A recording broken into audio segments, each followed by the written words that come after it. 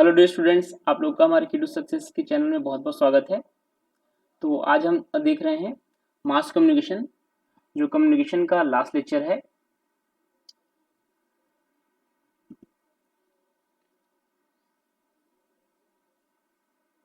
तो यहाँ से भी एग्जाम में क्वेश्चंस आते हैं। जनसंचार कहते हैं।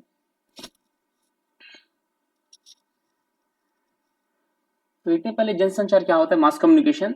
तो हमने पहले टाइप्स ऑफ कम्युनिकेशन में आप लोगों को बताया था, मैं आप लोगों को मास कम्युनिकेशन क्या होता है, जिसमें हम जो एक मास होता है, जो बहुत बड़ा समुदाय होता है ना, उससे इंटरेक्ट किए बिना ही हम उनको संदेश देते हैं, उन तक अपने बातों को पहुंचाते हैं, जिसमें रिसीवर और सेंडर का आमने सामने होना जरूरी नहीं होता है, उसको हम मास कम्युनिकेशन कहते हैं। तो यहाँ पे देख सकते हैं, the mass communication the communicator is the separated from the audience in terms of time and place. तो वो अलग, इनका टाइम अलग अलग हो सकता है, प्लेस अलग अलग हो सकता है ना, और उसके द्वारा जो कम्युनिकेटर है वो अपने ऑडियंस को कम्युनिकेट करता है।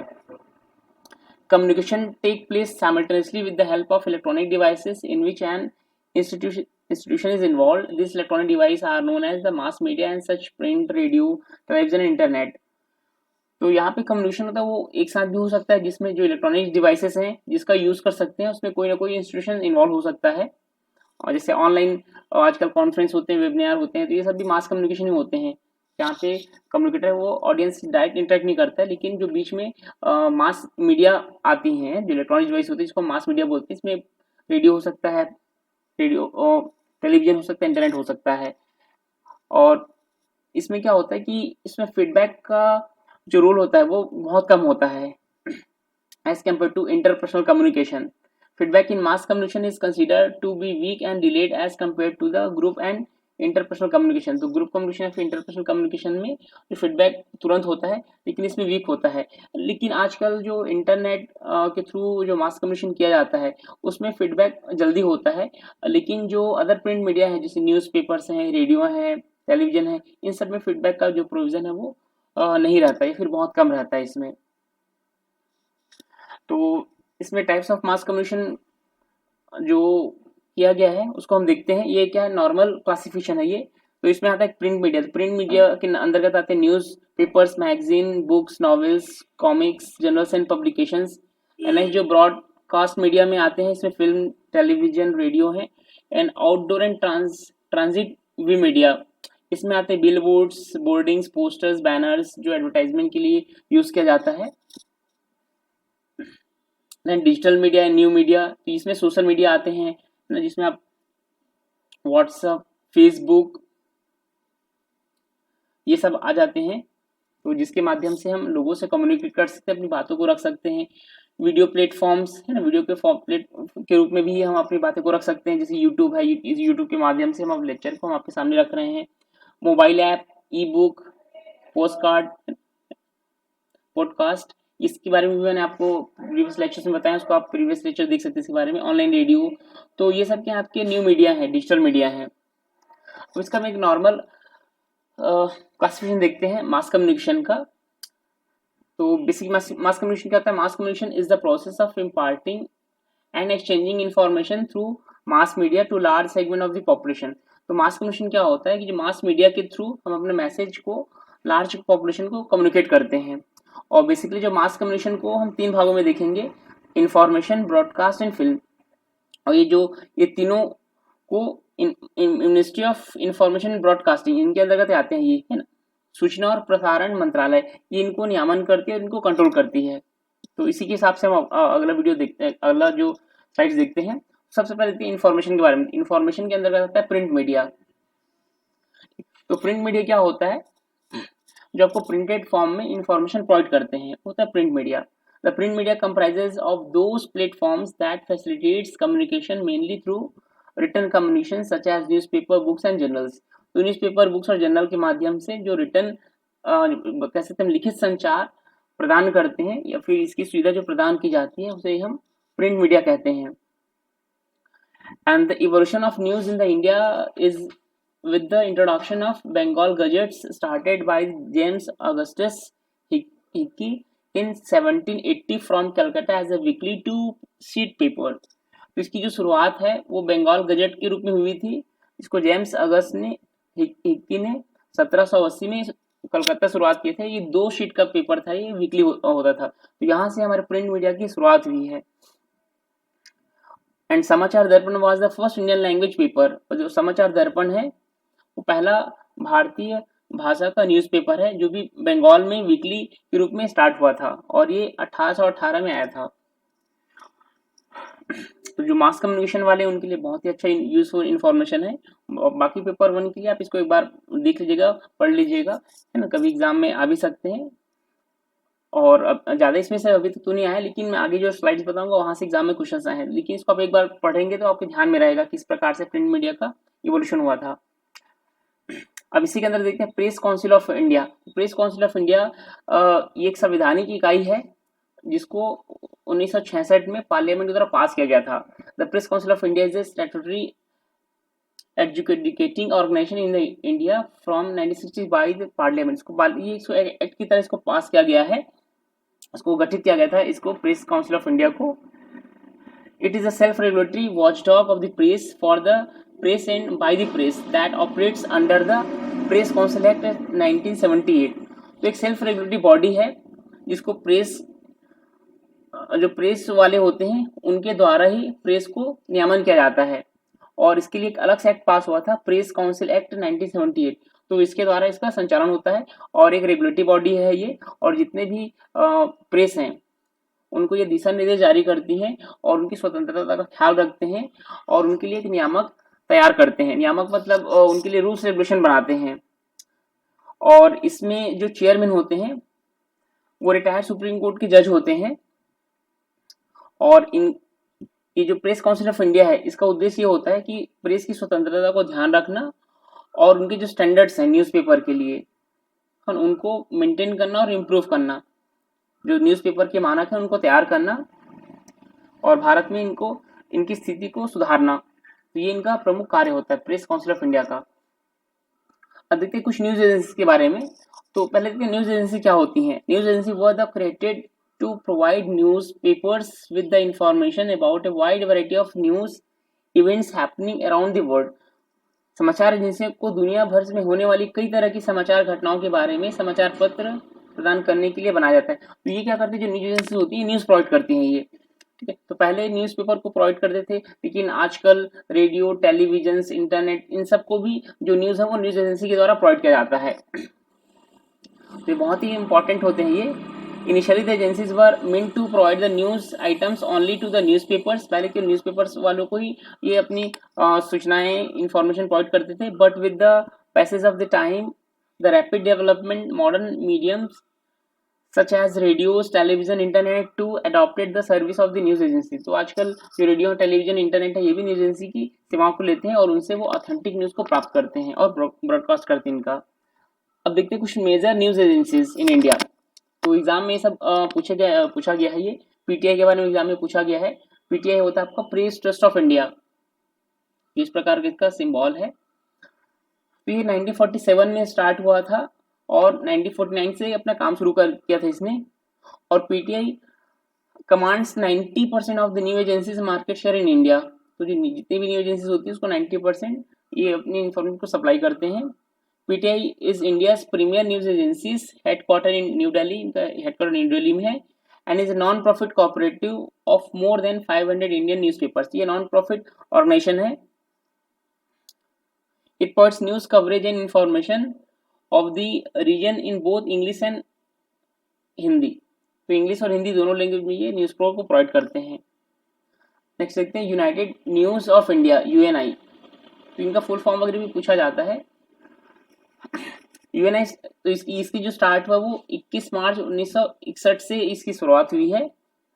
UNI was the first to start a multi language news service Univarta on May 1st, 1982 that provide news service to the Hindi newspaper।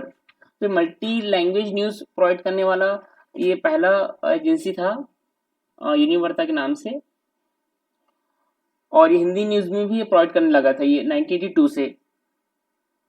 तो ये बहुभाषा समाचार सेवा है यूनिवार्ता करने वाला पहला था जो हिंदी समाचार पत्रों को समाचार सेवाएं प्रदान करता है। UNI remains the first and only news agencies in the world to supply news in Urdu since June 5, 1992।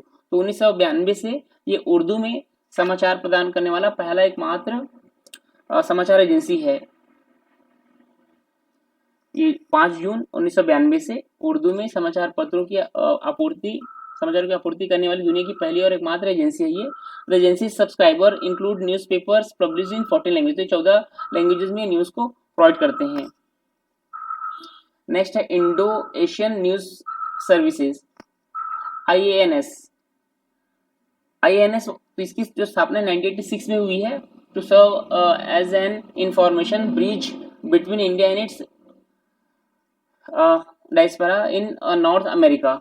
INS की स्थापना 1986 में हुई है। शुरुआत में यह भारत और उत्तरी अमेरिका में अपने प्रवासी भारतीयों के बीच एक सूचना पुल के रूप में काम करता था। ये today it is a full fledged 24/7 agency based in Delhi NCR। यह दिल्ली NCR में स्थित एक पूर्ण विकसित 24 घंटे 7 दिन काम करने वाली एजेंसी है जो भारत दक्षिण एशिया में वास्तविक समय की खबरों और दुनिया भर के इस क्षेत्र में खबरों को सामने रखती हैं। ये ठीक है, ये रियल टाइम न्यूज को प्रोवाइड करते हैं इंडिया, साउथ एशिया, ये सभी, और ये पूरे वर्ल्ड से रिलेट होते हैं, this region around the world. Next news agency है एनी, एशियन न्यूज इंटरनेशनल। इसकी स्थापना 1971 में हुई है। It was the first agency in India to syndicate video news, तो ये वीडियो न्यूज प्रोवाइड करने वाला पहला न्यूज एजेंसी है ये। ANI is the south Asia's leading multi media news agency with over 100 bureaus in India, south Asia and across the world. ANI Bharat, दक्षिण Asia और दुनिया भर में 100 से अधिक ब्यूरो के साथ दक्षिण एशिया की अग्रणी मल्टी मीडिया समाचार एजेंसी है। ANI has established itself as a complete content house providing text, videos and picture content for TV, print, mobile and online media। तो ये कंप्लीट कंटेंट हाउस है ये, इसमें सारे सामग्री से पाए जाते हैं जिसमें टेक्स्ट, वीडियो, पिक्चर प्रोवाइड किए जाते हैं जिसका उपयोग टीवी में, प्रिंट मीडिया में, मोबाइल में और ऑनलाइन मीडिया में इसका यूज किया जाता है। नेक्स्ट है हिंदुस्तान समाचार। तो इसकी जो स्थापना है वो 1948 में हुई है और ये 14 भारतीय लैंग्वेज में ये न्यूज को प्रदान करते हैं। इनके जो सब्सक्राइबर हैं वो ऑल इंडिया रेडियो हैं, दूरदर्शन हैं, और ये बहुत सारे गवर्नमेंट को, रेडियो को, नेपाल रेडियो को भी अपने, और बहुत सारे रीजनल पेपर्स को अपने जो समाचार है वो प्रोवाइड करते हैं। Presently the service is being provided in Hindi, ये सब अलग अलग लैंग्वेज है, हिंदी, मराठी, गुजराती, नेपाली, उड़िया, असमिया, कन्नड़, तमिल, मलयालम, तेलुगु, सिंधी, संस्कृत, पंजाबी एंड बांग्ला, ये सभी माध्यम में ये समाचार को प्रदान करते हैं। अब देखते हैं हम लोग ब्रॉडकास्टिंग के बारे में। तो ब्रॉडकास्टिंग जो होता है इसके अंदर 2 चीजें आती हैं, इसके अंदर आता है ऑल इंडिया रेडियो और दूरदर्शन आते हैं, और इसका जो नियंत्रण होता है वो प्रसार भारती द्वारा होता है। Prasar Bharati is the public broadcasting services in the country. तो प्रसार भारती हमारे सार्वजनिक प्रसारण सेवा केंद्र होती है, और जो प्रसार भारती है वो इनके द्वारा ही ऑल इंडिया रेडियो और दूरदर्शन का संचालन किया जाता है। इसके अंदर पहले देखते हैं लोग आकाशवाणी, इसको हम रेडियो कहते हैं।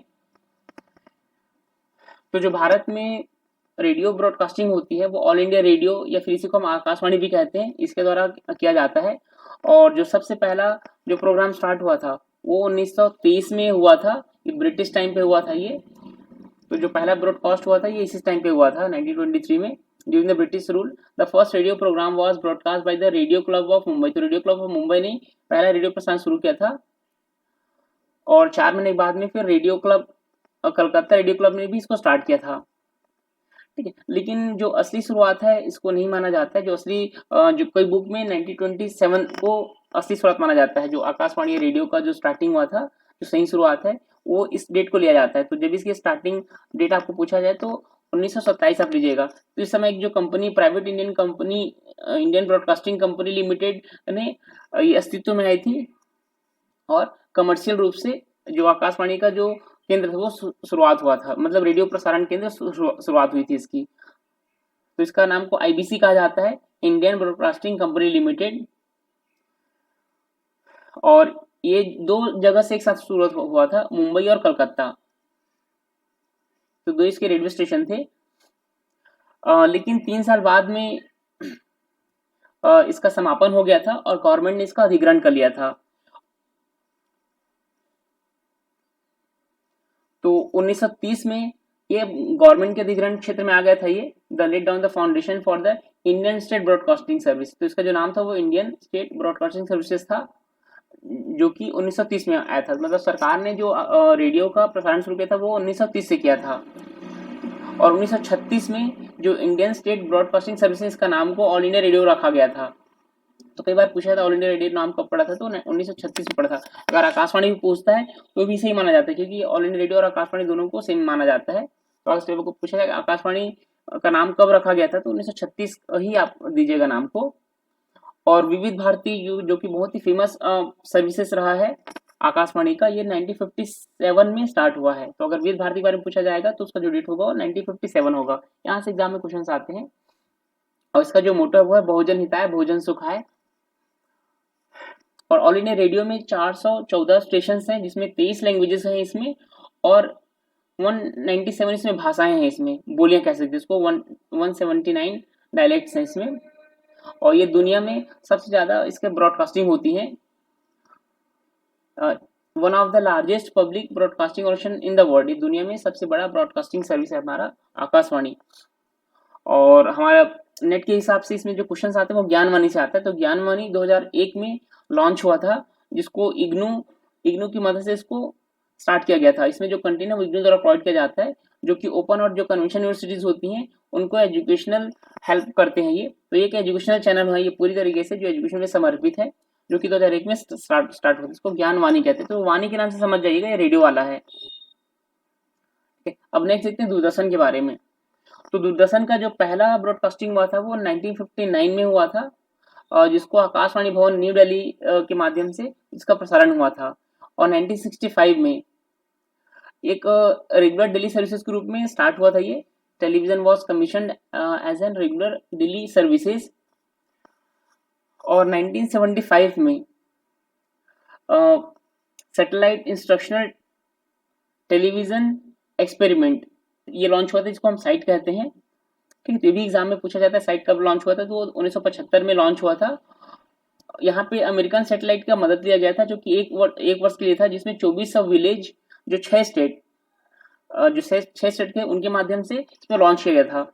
और इसका जो टॉपिक बोल सकते हैं वो एंटरटेनमेंट, एजुकेशन और इन्फॉर्मेशन था। तो ये सब इसमें प्रोवाइड किया गया था।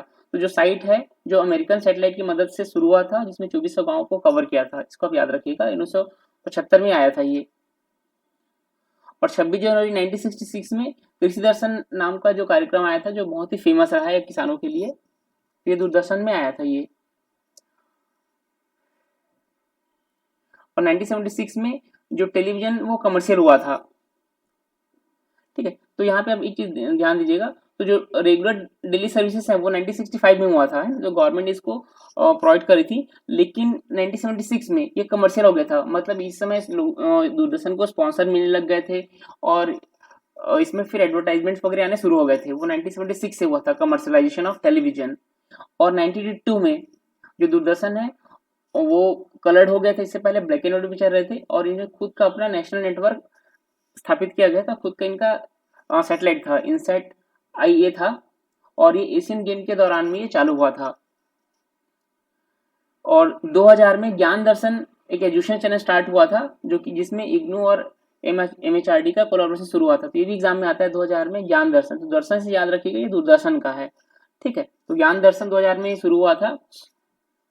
और 2017 में स्वयं प्रभा, जो 32 DTH चैनलों का एक समूह है, उसे स्टार्ट किया गया था, जो कि 24 डेज 7 आवर्स बेसिस पे इसमें कार्यक्रम चलते हैं। तो इसके अंतर्गत जो स्वयं है ना, उसके कंटेंट्स प्रोवाइड किए जाते हैं। इग्नू है, एनपीटेल, नेपटेल, तो ये सब अपने कार्यक्रम को इसमें प्रोवाइड करते हैं। तो telecasting of high quality of education programme, इसमें हाई क्वालिटी एजुकेशन प्रोग्राम होते हैं, जो कि 32 DTH चैनल के द्वारा प्रसारण होते हैं। ये भी एग्जाम में आता है। तो 2017 में ये स्वयं प्रभा आया था। दूरदर्शन में 46 इसमें स्टूडियोज हैं, और इसमें 21 चैनल होते हैं। इसमें जो 2 चैनल हैं वो ऑल इंडिया में प्रोवाइड होते हैं, DD नेशनल और DD न्यूज। और इसमें 17 रीजनल सैटेलाइट चैनल हैं। इसमें 11 स्टेट चैनल्स हैं, जिसमें एक इंटरनेशनल चैनल भी है, जो इंटरनेशनल चैनल है उसमें 146 कंट्रीज में इसका प्रसारण होता है। इसके साथ ही इसमें DD Sports, DD Bharati, DD Urdu, DD Kisan, ये सभी चैनल इसके अंतर्गत आते हैं। सब सैटेलाइट चैनल है। अब देखते हैं फिल्म के बारे में। तो पहला जो फिल्म का कॉन्सेप्ट जो आया था वो फॉरेन से आया था। Cinematography is the illusion of movement by, पहले देखते हैं सिनेमेटोग्राफी क्या होती है ना, फिर इसको किसने स्टार्ट किया था उसको देखते हैं। लुमियर ब्रदर ने इसको स्टार्ट किया था पेरिस में। तो सिनेमेटोग्राफी क्या होती है? Cinematography is the illusion of movement by the recording and subsequent rapid projection of many still photographic picture on the screen। तो ये जो सिनेमेटोग्राफी, तो ये दो चीज से बने, सिनेमा और फोटोग्राफी। तो यहाँ पे क्या होता है, पहले इसमें रिकॉर्डिंग करते हैं, फोटोग्राफी करते हैं, है ना। आजकल प्रॉपर रिकॉर्डिंग होती, पहले फोटो खींचा जाता था, फोटो के माध्यम से फिर उसको मूविंग पिक्चर बनाया जाता था। धीरे धीरे ये प्रोसेस बढ़ा है, तो इसी नाम से वो सिनेमेटोग्राफी नाम से इसको कहा जाता है। उसमें पहले रिकॉर्डिंग होती है, फिर उसके बाद उसको प्रोजेक्ट करके प्रोजेक्शन के माध्यम से स्क्रीन में इसको दिखाया जाता है, उसको सिनेमेटोग्राफी कहा जाता है ना। सिनेमेटोग्राफी की स्क्रीन पर कई फोटोग्राफिक तस्वीरों की रिकॉर्डिंग और बाद में तेजी से प्रशिक्षण द्वारा गति का भ्रम होता है। इसमें उनको लगता है कि इसमें गति हो रहे हैं, ठीक है। तो इसकी जो शुरुआत किया गया था लुमिनियर्स ब्रदर के द्वारा किया गया था।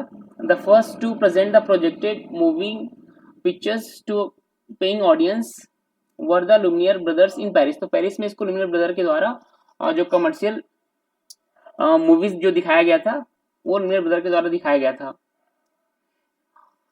और हमारे इंडिया में ये 1912 में आया था। तो जो पहला मूवी था जो कि साइलेंट मूवी थी वो थी श्री पुंडलिक, एक साइलेंट मूवी रही है जिसको दादा साहब तोरने ने डायरेक्ट किया था। इसको आरसी गोपाल है इनको, और इनका जो उपनाम है वो दादा साहेब तोरने हैं, ठीक है। तो कई लोग इसको पहला मूवी नहीं मानते हैं, है ना, क्योंकि इसके जो कैमरामैन थे वो फॉरेनर रहे हैं और इसको लंदन में प्रोसेस किया गया था, इसलिए कई लोग उसको पहली मूवी इसको नहीं मानते हैं। और लेकिन पहला 2012 में यही पहली मूवी बनी थी। और ऑफिशियल रूप से जो पहला मूवी जो माना जाता है वो है राजा हरिश्चंद्र, जिसको दादा साहब फाल्के ने बनाया था। तो 1913 में आई थी ये फुल लेंथ मूवी थी, जो कि इंडिया में प्रोड्यूस किया गया था दादा साहब फाल्के द्वारा। तो इस तो आप ये देख सकते हैं, ये राजा हरिश्चंद्र मूवी थी। उसमें जो इसमें कोई फीमेल कास्टिंग होते थे, जो मेल है वही फीमेल बनते थे इसमें, है ना। तो शुरुआत में इसी प्रकार से शुरुआत हुआ था। और जो पहली बोलती फिल्म थी वो थी 1931 में स्टार्ट हुआ था, वो थी अर्देशीर ईरानी द्वारा रिलीज मूवी थी आलमारा, है ना, जो बोलती फिल्म थी पहली। तो उसको याद रखिएगा, 1913 में पहली मूवी आई थी, उसको उल्टा कर दीजिए, 13 को 31 हो गया, उसमें आई थी पहली बोलती फिल्म ना। 1937 में पिक्चर आई थी किसान कन्या, जिसको मोती भी रिलीज किए थे। ये पहला कलर फिल्म है जिसको इंडिया में बनाया गया था। ये देख सकती है, ये पहली कलर मूवी थी। तो जो दादा साहब फाल्के हैं, है ना, जिनको पहला मुख्य मूवी बनाने का श्रेय जाता है, तो उन्हीं के नाम से एक अवार्ड रखा गया Dada Saheb Phalke. Dada Saheb Phalke award is the India highest award in cinema. तो सिनेमा के क्षेत्र में हाईएस्ट अवार्ड होता है, और इसको ministry of information and broadcasting इनके द्वारा इसको ऑर्गेनाइज किया जाता है। और हर साल नेशनल फिल्म अवार्ड दिए जाते हैं, और उसमें एक दादा साहब फाल्के अवार्ड दिए जाते हैं। तो जो फिल्म के क्षेत्र में जिनका योगदान बहुत अच्छा होता है उनको ये अवार्ड मिलता है। It is presented annually at the National Film Award ceremony by the Directorate of the Film Festival। तो directorate of the film festival के द्वारा जो नेशनल फिल्म फेयर अवार्ड दिया जाता है, और जिनको ऑर्गेनाइज करते हैं ministry of information and broadcasting. तो 1969 में सबसे पहला दादा साहब फाल्के पुरस्कार दिया गया था, जो कि देविका रानी को मिला था, और ये गवर्नमेंट ऑफ इंडिया के द्वारा दिया जाता है दादा साहब फाल्के के कंट्रीब्यूशन के द्वारा इंडियन सिनेमा में उन्होंने जो योगदान दिया है, तो उनको सम्मान के लिए ये पुरस्कार गवर्नमेंट के द्वारा दिया जाता है। और अभी रिसेंट में 2018 में अमिताभ बच्चन को मिला है, इससे पहले इसको विनोद खन्ना को मिला था 2017 में। और ये जो सिनेमा को जो रेगुलेशन किया जाता है वो केंद्रीय फिल्म प्रमाणन बोर्ड के द्वारा किया जाता है, central board of film certification. आजकल जो मूवी आप लोग देखते हैं तो इस प्रकार का सर्टिफिकेट आता है, सर्टिफिकेट चेंज हो गया है आजकल, ये नया सर्टिफिकेट है, ये इस प्रकार के लोगो इसमें रहते हैं। तो ये क्या होता है, the central board of film certification is a statutory body under ministry of information broadcasting. तो ये सूचना और प्रसारण मंत्रालय के अंतर्गत एक नियामक बॉडी है, जो फिल्मों को अनुमति प्रदान करते हैं। तो ये इनके जो क्राइटेरिया में जो फिल्म है वो सेटिस्फाई करते हैं, तब इसको जनता में प्रसारण किया जाता है। Regulating the public exhibition of the film under the provision of Cinematograph Act 1952 and the Cinematograph Certification Rules 1983। तो 19 सिनेमाटोग्राफ एक्ट 1952 और सिनेमाटोग्राफ रूल्स 1983 इसके अंतर्गत ये सर्टिफिकेट प्रोवाइड करते हैं। The film can be publicly exhibited in the India only after they have been certified by the Central Board of Film Certification। तो केंद्रीय film प्रमाणन बोर्ड द्वारा प्रमाणित किए जाने के बाद ही किसी भी फिल्म को भारत में सार्वजनिक रूप से प्रदर्शित किए जाते हैं। तो जो सेंसर बोर्ड इन्हीं को कहा जाता है। तो यहाँ से था सेन और यहाँ से सर, तो इसी को सेंसर बोर्ड भी कहा जाता है, central board of film certification. तो जो कम्युनिकेशन हमारा जो यूनिट है उसमें इतने ही है ना। और भी कुछ टॉपिक्स अगर होंगे तो बताइएगा, उनके लिए हम अलग से एक वीडियो बना देंगे। और इस वीडियो को आपको अच्छा लगे तो आप इसको डेफिनेटली इसको लाइक कीजिए, और इसको जिन्होंने सब्सक्राइब नहीं किया हमारे चैनल को आप सब्सक्राइब कीजिए, ताकि आपको हमारे यूजफुल वीडियो है आपको मिलते जाएंगे, और बेल आइकन आप दबा दीजिए जिसमें सबसे पहले आपको हमारा जो वीडियो आपको प्राप्त होगा। Thank you for watching this video.